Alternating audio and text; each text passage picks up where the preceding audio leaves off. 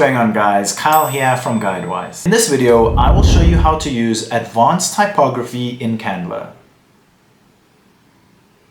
In Canva, first add text. To do this, in the left column, select text and then click add a text box. You then want to go and select your font. Choose something that is clean and readable.